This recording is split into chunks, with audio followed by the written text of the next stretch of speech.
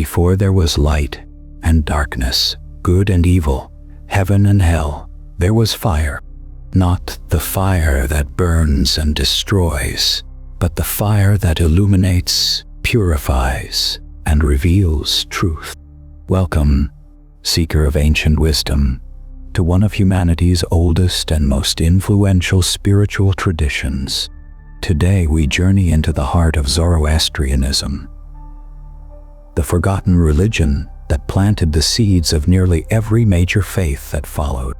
A tradition born over 3,000 years ago in the mountains of ancient Persia, where a prophet received visions that would forever change how humanity understands the cosmos, morality, and our place within the eternal struggle between light and shadow.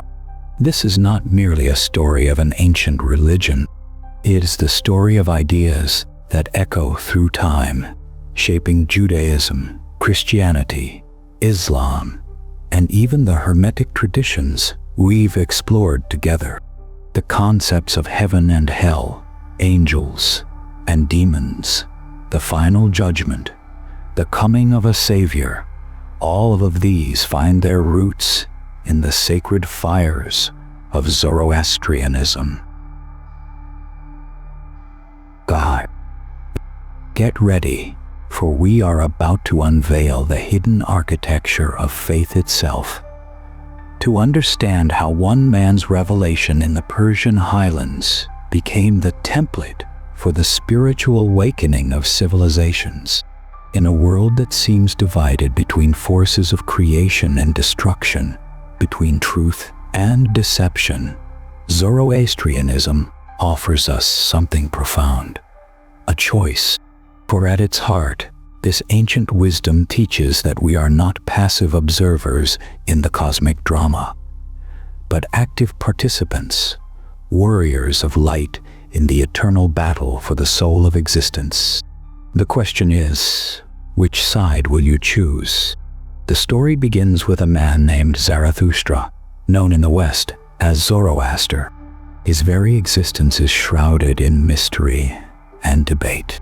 Scholars argue over when he lived, some placing him as early as 1500 BCE, others around 600 BCE. But what matters is not the exact date, but the revolutionary vision this prophet brought to a world steeped in polytheistic chaos and ritualistic animal sacrifice. Zarathustra was born into a world where multiple gods demanded appeasement, where priests held power through fear and complicated rituals, where the natural order seemed arbitrary and cruel.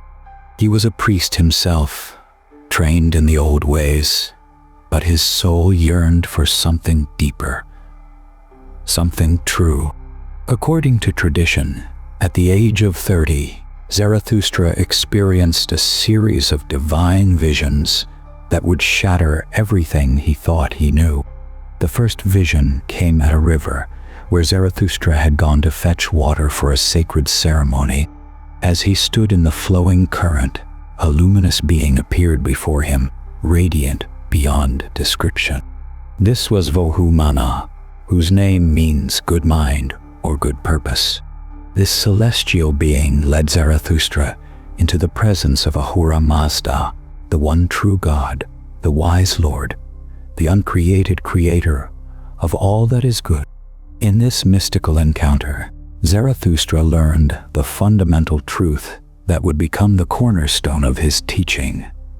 There is only one supreme God, Ahura Mazda, the source of all light, wisdom, truth, and goodness. But there is also Angra Mainyu, later known as Ahriman, the destructive spirit, the embodiment of chaos, lies, and darkness. These two forces, though unequal in ultimate power, are locked in cosmic battle. And this battle is waged not just in the heavens, but in the hearts and minds of every human being. This was revolutionary. In an age of countless gods with capricious natures, Zarathustra proclaimed a universe governed by moral law, where good and evil were not arbitrary, but fundamental cosmic principles. He taught that Ahura Mazda created the world through the power of Asha, divine truth and order, and that humanity's purpose is to align with Asha and fight against Dru, the lie and disorder. But Zarathustra's message went even further. He declared that every person has free will, the power to choose between truth and falsehood, between light and darkness. In making this choice, humans are not merely saving their own souls. They are actively participating in the cosmic battle, helping to bring about the final victory of good over evil. This concept of human agency, of moral responsibility, was unprecedented. We are not slaves to fate or to capricious deities. We are warriors in the army of light. The prophet's teachings were met with fierce resistance. The established priesthood, the Kavis and Karpans, saw in his message the end of their power and wealth. They incited persecution against Zarathustra and his early followers. For years, he wandered, preaching to those who would listen, gathering a small band of believers. The turning point came when he converted King Bishtaspa, a local ruler whose kingdom lay in what is now northeastern Iran or western Afghanistan. With royal patronage, Zoroastrianism began to spread. The faith that honored fire as the supreme symbol of divine light and purity. The faith that taught good thoughts, good words, and good deeds as the path to paradise, gradually took root across the Persian plateau. Within centuries, it would become the official religion of the mighty Persian Empire under the Achaemenid dynasty, the same empire that would challenge Greece and rule from India to Egypt, spreading Zoroastrian ideas across the ancient world. At the heart of Zoroastrian theology lies a cosmic drama of staggering scope and profound meaning. It is the story of creation, corruption, and ultimate restoration. To understand Zoroastrianism, we must understand this narrative, for it shapes everything from daily prayers to the meaning of human existence. In the beginning, there was Ahura Mazda, the wise Lord, dwelling in infinite light. Ahura Mazda is not merely powerful. He is the very essence of goodness, wisdom, and truth. He is uncreated, eternal, omniscient. From his essence, Ahura Mazda emanated 6 divine beings, the Ameshaspentas, or holy immortals. These are not separate gods, but aspects of Ahura Mazda himself, his attributes made manifest. The Ameshaspentas are Vohumana, good mind, the force of wisdom and understanding. Asha Vahishta, best truth, the principle of divine order and righteousness. Spenta Armati, holy devotion, the spirit of humility and devotion to the divine. Kashatra Vairya, desirable dominion, the power of just rule and spiritual strength. Harvatat, wholeness, representing health and perfection. Amaritat, immortality, the promise of eternal life. Together with Ahura Mazda, these 7 form the divine heptad, the supreme council of light. They are assisted by countless other divine beings, the Yazatas, angels of light who serve as guardians and guides. But beyond the realm of infinite light, in the abyss of endless darkness, dwelt Angra Mainyu, the destructive spirit. While Ahura Mazda creates, Angra Mainyu corrupts. While Ahura Mazda brings order, Angra Mainyu spreads chaos. He is not equal to Ahura Mazda.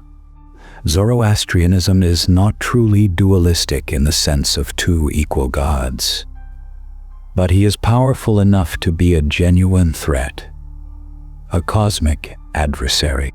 When Ahura Mazda created the material world, the Gitig, he did so as an act of pure goodness, fashioning a perfect realm of light and beauty. He created the sky, the waters, the earth, plants, animals, and finally, the first human Geomart. This material creation was not a prison or a fall from grace, as some traditions teach, but a sacred battleground. A place where the forces of light and darkness would meet, where the ultimate fate of existence would be decided. Angra Mainyu, perceiving this beautiful creation, was filled with envy and rage. He attacked the material world, introducing death, disease, suffering, and corruption. He created counter-creations to oppose each good thing. Demons called Devas to fight against the angels, drought to oppose rain, winter to oppose summer, death to oppose life. The perfect world became a mixed realm, where good and evil coexist, where every moment presents a choice. This is the world we inhabit, a world under siege, a world at war. But this war is not eternal. Zoroastrianism teaches that history has a purpose, a direction, a final culmination. Time itself is divided into periods, and in the final period, a savior will come, the Seashiant, born of the seed of Zarathustra, miraculously preserved in a sacred lake. The Seashiant will lead the final battle against evil, and in this apocalyptic confrontation, the forces of light will triumph absolutely. What happens then is extraordinary. All the dead will be resurrected, both the righteous and wicked. Each soul will pass through a river of molten metal. For the righteous, this river will feel like warm milk, a gentle purification. For the wicked, it will be agony, a scouring away of all evil. But even this is not punishment for its own sake. It is final purification. In the end, even Angra Mainyu and his demons will be destroyed or redeemed, and evil will cease to exist. The world will be restored to its original perfection, and all beings will dwell in paradise forever. This is the doctrine of Frashokeret, the renovation of existence, the ultimate restoration. It is a vision of hope, proclaiming that evil is temporary, that suffering has meaning, and that the arc of the cosmos bends toward light. This concept would profoundly influence later religions, shaping ideas of resurrection, final judgment, and messianic redemption in Judaism, Christianity, and Islam. But what happens to the individual soul between death and this final restoration? Here, Zoroastrianism offers one of the most vivid and influential accounts of the afterlife journey found in any religious tradition. It is a journey that would inspire countless variations in the religions that followed. When a person dies, their soul remains near the body for 3 days, hovering between worlds, contemplating the life just lived. On the dawn of the 4th day, the soul begins its journey to the next world. It travels toward the Chinvat Bridge, the Bridge of Judgment, sometimes called the Bridge of the Separator. This is no ordinary bridge. It is a cosmic structure that spans from the peak of Mount Hara, the cosmic mountain at the center of the world, across the abyss to the realm of the dead. At the entrance to the bridge, the soul encounters 3 figures.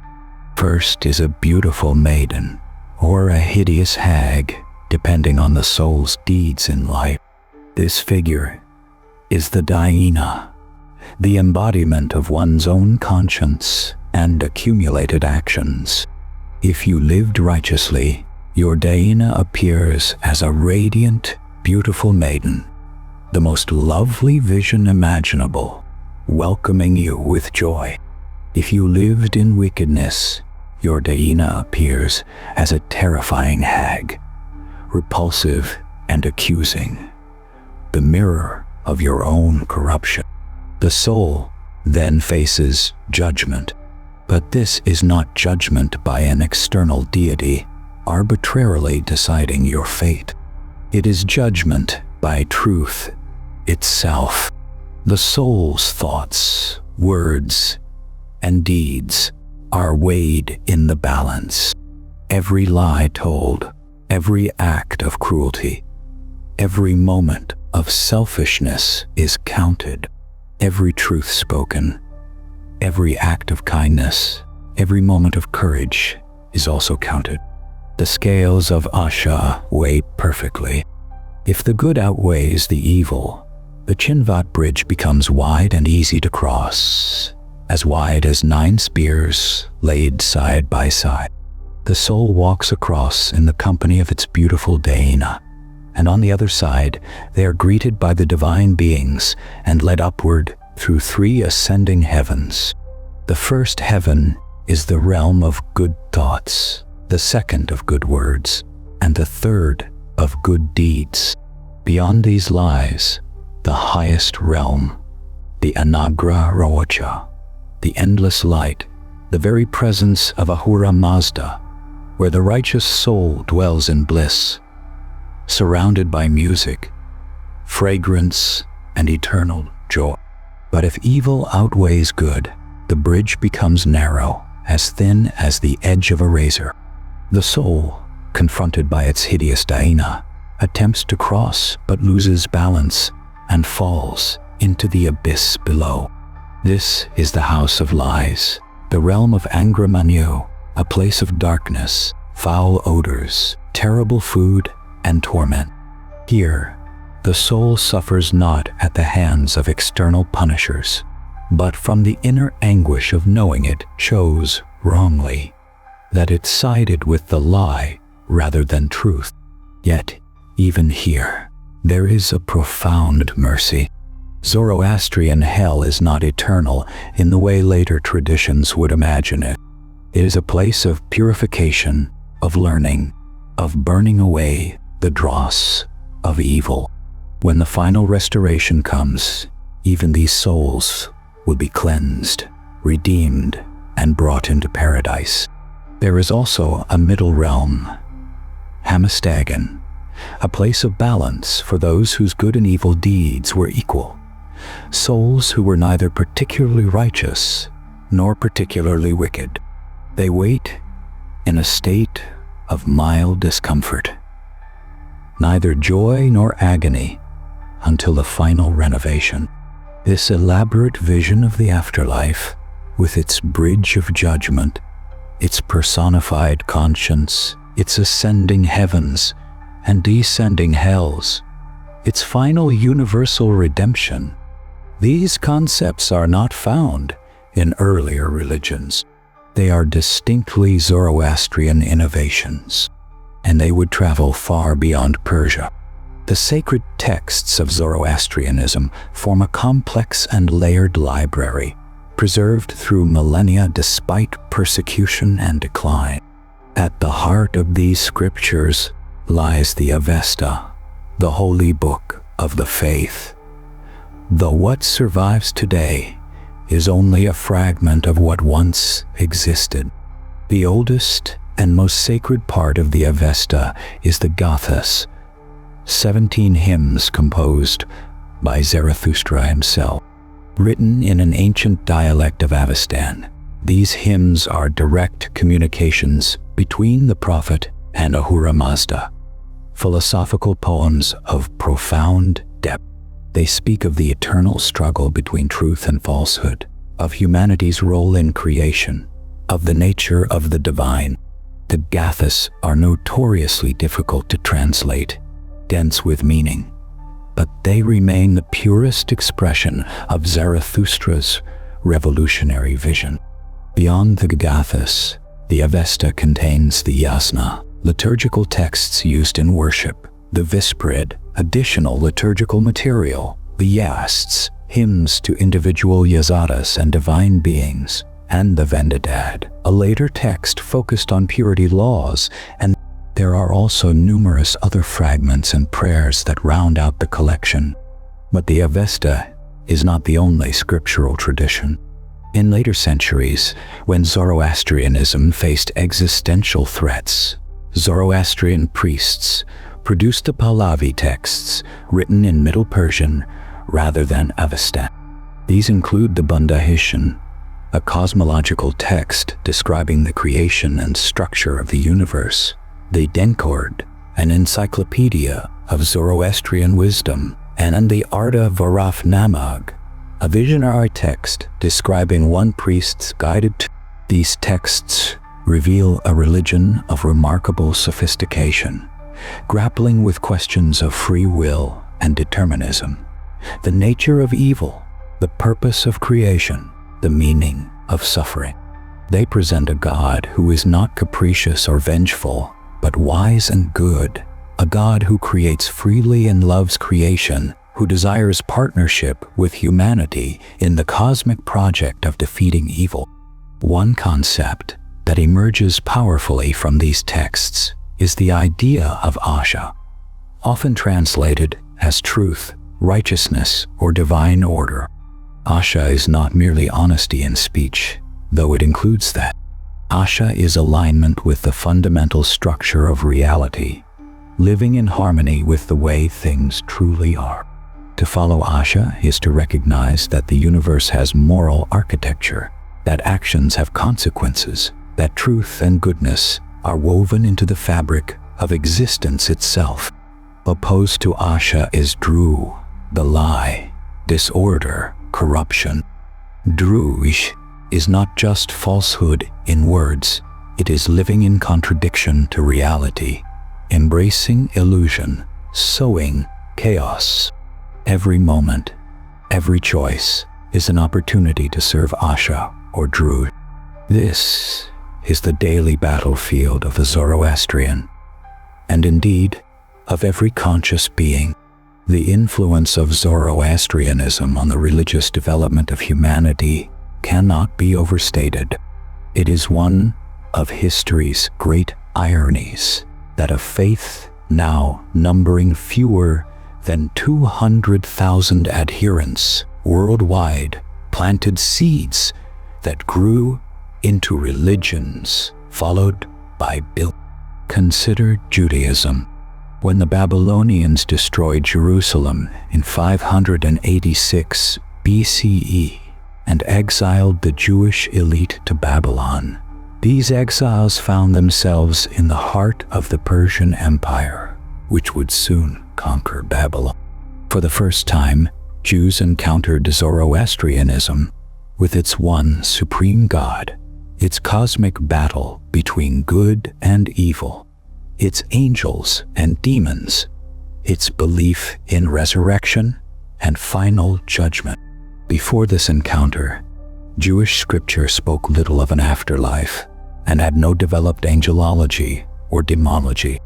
But after the exile, when Jews returned to rebuild Jerusalem under Persian sponsorship, these concepts began to appear in Jewish thought. The Book of Daniel, written in this period, introduces individual angels with names like Michael and Gabriel, introduces the idea of resurrection, introduces apocalyptic visions of a final battle between good and evil. The intertestamental literature, books like Enoch, develops elaborate hierarchies of angels and demons, stories of cosmic rebellion, visions of judgment. By the time of Jesus, many Jews believed in resurrection, in a coming Messiah, in a final restoration of the world, beliefs that would have been foreign to Moses, but were commonplace after centuries of Persian influence. Christianity inherited these concepts from Judaism and developed them further. The Christian understanding of Satan as a fallen angel, as the cosmic adversary of God, owes much to the Zoroastrian Angra Mainyu the Christian vision of the apocalypse, with its final battle between Christ and the Antichrist, its resurrection of the dead, its new heaven and new earth, echoes the Zoroastrian Frashokeret. Even the virgin birth of Jesus finds a parallel in Zoroastrian prophecies of the Seashiant born to a virgin, impregnated by Zarathustra's preserved seed. Islam, too, shows traces of Zoroastrian influence. The Islamic understanding of the Sirat, the bridge over hell that the righteous cross easily while the wicked fall, directly mirrors the Chinvat Bridge. The Islamic emphasis on moral accountability, on right action as the path to paradise, on the final judgment and resurrection, all find precedent in Zoroastrianism. Even the Islamic reverence for light as a symbol of divine presence echoes Zoroastrian fire symbolism. But the influence extends beyond the Abrahamic faiths. Some scholars see Zoroastrian influence in Gnosticism, in Manichaeism, in various Hermetic traditions. The concept of cosmic dualism, of light battling darkness, became a recurring theme in Mediterranean mysticism.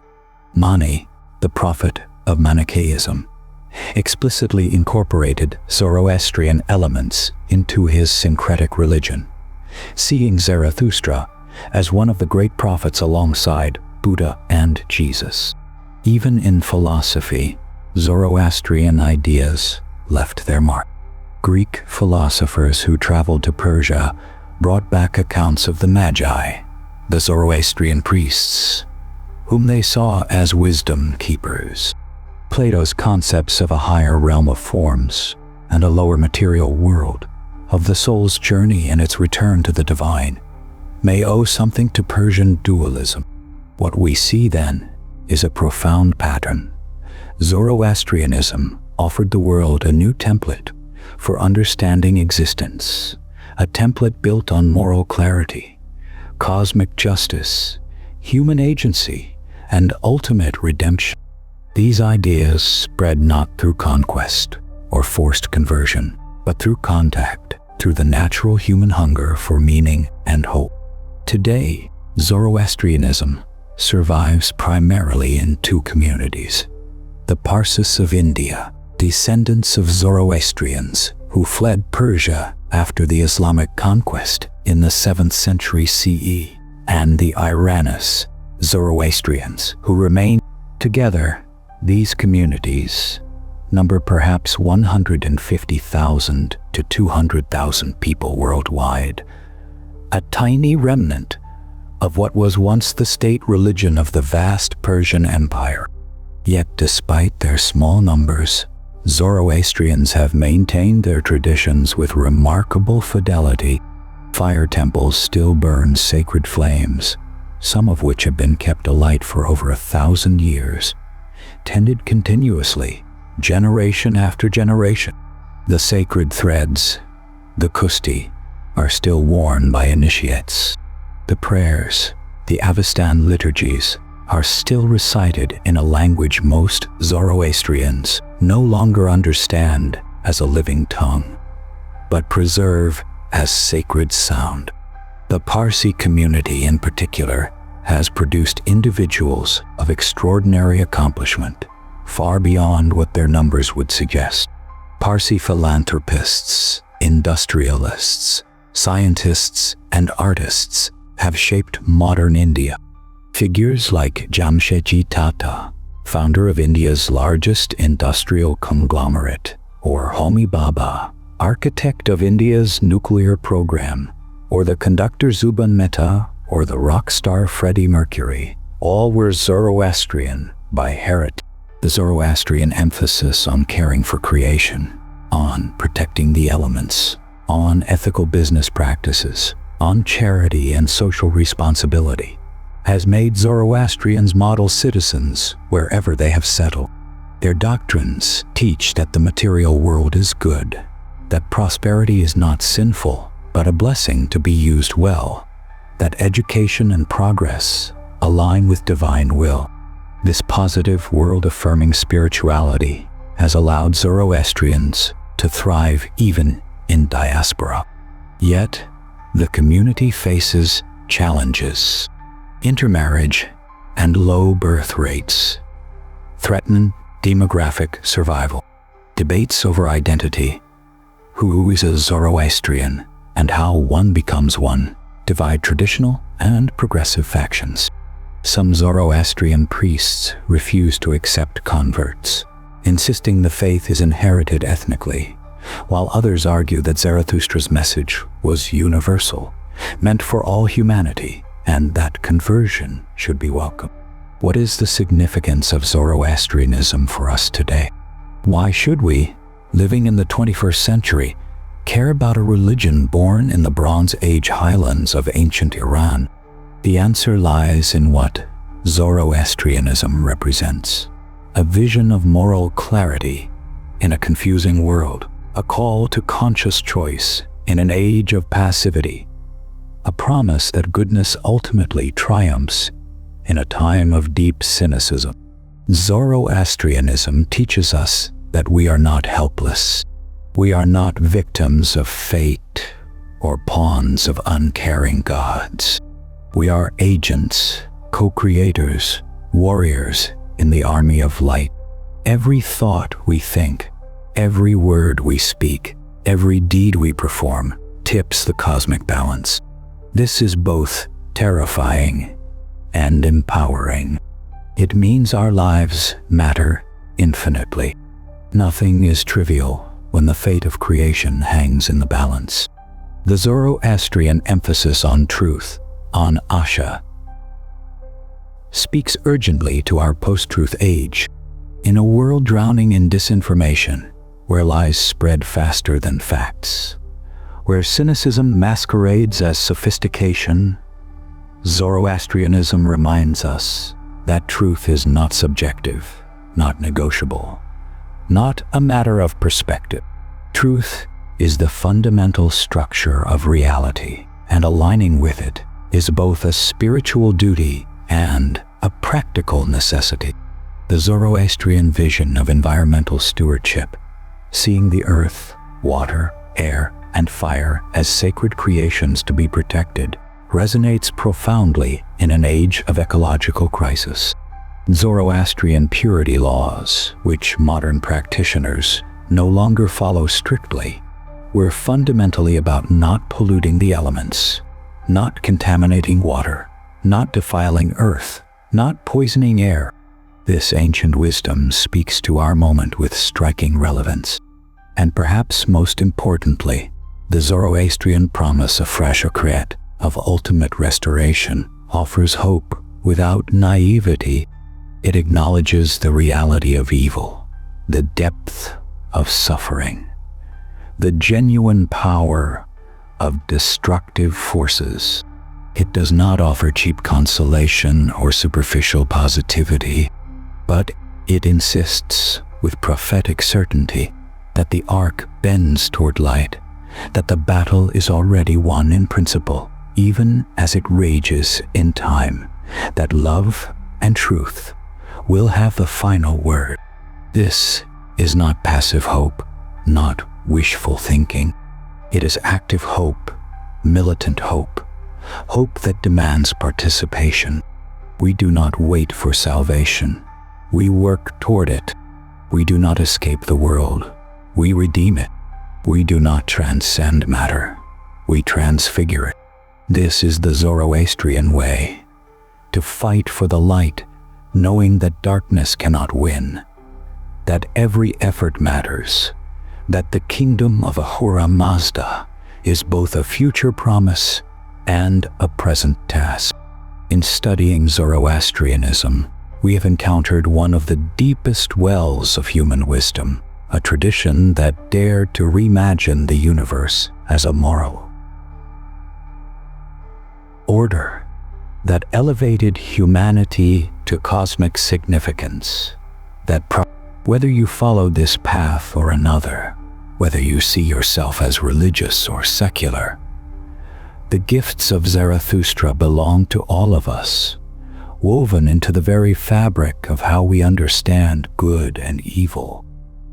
justice and redemption. Choice. The eternal flame still burns in the fire temples of Mumbai and Yazd. Yes, but also in the human heart that chooses truth over lies, light over darkness, creation over destruction. That flame, kindled 35 centuries ago by a prophet on a riverbank, illuminates our path still. May we have the wisdom to see by its light, the courage to warm ourselves at its hearth, and the commitment to pass its spark to those who come after. Thank you for watching. If this journey through the ancient flames of Persia has illuminated something within you, share this video with fellow seekers of wisdom.